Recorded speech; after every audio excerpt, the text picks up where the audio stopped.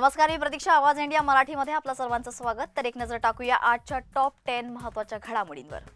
शिवसेना खासदार संजय राऊत यांनी निवडणूक आयोगावर टीका केली आहे. काल दिल्लीच्या रस्त्यावर संसदेतील 300 पेक्षा जास्त खासदारांनी लोकशाहीच्या रक्षणासाठी आंदोलन आणि संघर्ष केला.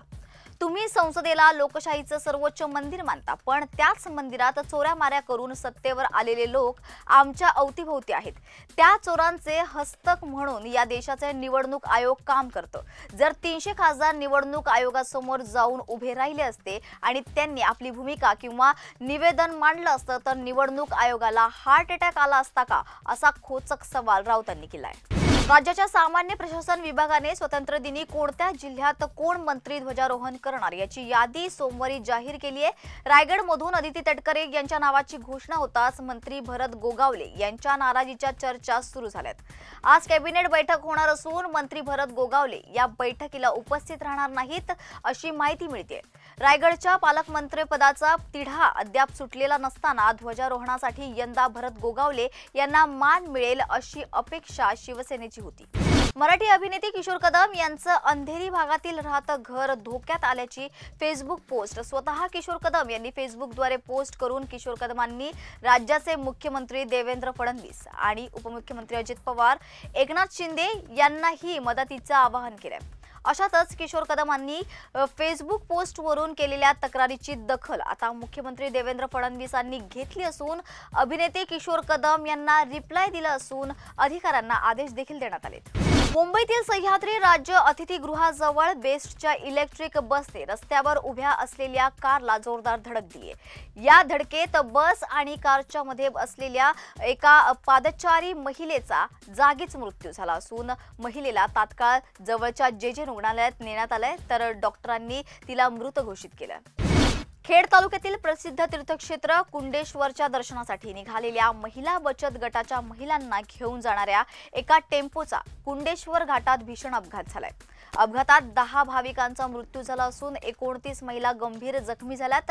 या अपघातातील मृतांच्या कुटुंबियांना केंद्र सरकारकडून प्रत्येकी 2 लाख रुपये आणि राज्य सरकारकडून प्रत्येकी 4 लाख रुपयांची मदत जाहीर करण्यात आली आहे. तसेच जखमींना 50,000 रुपयांची मदत देखील करण्यात येणार आहे. या प्रकरणी टेम्पो चालक विरोधात महाळुंगे MIDC पोलीस ठाण्यात गुन्हा दाखल करण्यात आलाय. कल्याण शिळ रोडवर मेट्रोच्या कामासाठी 11 ऑगस्ट पासून 21 ऑगस्ट पर्यंत 20 दिवस हा रस्ता वाहतुकीसाठी बंद ठेवण्यात येणार असल्यामुळे प्रवाशांची गैरसोय होणार आहे. यासाठी कल्याण वाहतूक पोलिसांनी काही विशेष वाहतूक बदल जाहीर केलेत. त्यानुसार येत्या 11 ते 20 ऑगस्ट दरम्यान रात्री 12 ते सकाळी पहाटे 4 वाजेपर्यंत कल्याणच्या दिशेने येणाऱ्या सर्व प्रकारच्या अवजड आणि हलक्या वाहनांना मानपाडा चौक ते सोनारपाडा या चौक दरम्यान प्रवेश बंद असणार आहे. त्यामुळे पोलिसांनी प्रवाशांना पर्यायी मार्गाचा वापर करण्याचं आवाहन केलंय. कबूतरखाने बंद केल्यानंतर खाद्य टाकणाऱ्यांकडून 1 ऑगस्ट पासून मुंबई महापालिकेने आतापर्यंत 32,000 रुपये दंड वसूल केला. तर गोरेगाव पश्चिम विभागातून 6,000 रुपये इतका दंड वसूल करण्यात आलाय. तसेच मुंबई महानगरपालिकेकडून आतापर्यंत 3 गुन्हे दाखल करण्यात आले. यामध्ये दादरमध्ये 2 गुन्हे तर गिरगावमध्ये 1 गुन्हा दाखल करण्यात आलाय. न्यायालयाच्या आदेशानंतर मुंबई महानगरपालिकेने कबुतरांना खाद्य टाकणाऱ्यांवर कडक कारवाईला सुरुवात केली आहे. मुंबईच्या दहिसर पश्चिम इथे दहीहंडीचा सराव करताना 6व्या थरावरून खाली कोसळल्याने बाल गोविंदांचा मृत्यू झाला होता. रविवारी रात्री गोविंदा पथकासोबत सराव करत असताना महेश हा 6व्या थरापर्यंत चढत जात होता. त्यावेळी अचानक त्याचा तोल गेला आणि तो खाली पडला. थेट जमिनीवर कोसळल्याने त्याला गंभीर इजा झाली आहे. गोविंदा पथकातील तरुणांनी त्याला रुग्णालयात नेलं, मात्र डॉक्टरांनी महेशला मृत घोषित केलं. या घटनेनंतर पोलिसांनी नवतरुण मित्रमंडळ गोविंदा पथकाचा अध्यक्ष बाळू सुरनार याच्यावर गुन्हा दाखल केलाय. आजपासून 11वी प्रवेशासाठी विशेष फेरीला सुरुवात होणार आहे. विद्यार्थ्यांना 15 ऑगस्ट पर्यंत आपल्या अर्जात महाविद्यालयांच्या पसंती क्रमामध्ये बदल करण्याची मुभा असेल. त्यानंतर 19 ऑगस्टला प्रवेशाची यादी ऑनलाईन पोर्टलवर जाहीर होईल. प्रवेश प्रक्रियेसाठी ही पुढील पायरी असून यामुळे उर्वरित विद्यार्थ्यांना दिलासा मिळण्याची शक्यता आहे. आज अंगारकी चतुर्थी आहे. 21 वर्षांनंतर श्रावण महिना आणि अंगारकी चतुर्थी असा योग जुळून आलाय.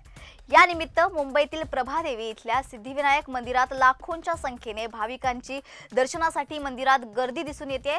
अंगारकी चतुर्थी निमित्त खास सजावट देखील करण्यात आली आहे। याशिवाय मंदिर परिसरात विविध सुरक्षा व्यवस्था तैनात करण्यात आली आहे। तसेच आज अंगारकी निमित्त दगडूशेठ मंदिरात पहाटेपासूनच भाविकांची रीघ लागली आहे। मंदिराला आकर्षक अशी रोषणाई देखील करण्यात आली आहे आणि फुलांनी सजवण्यात देखील आले।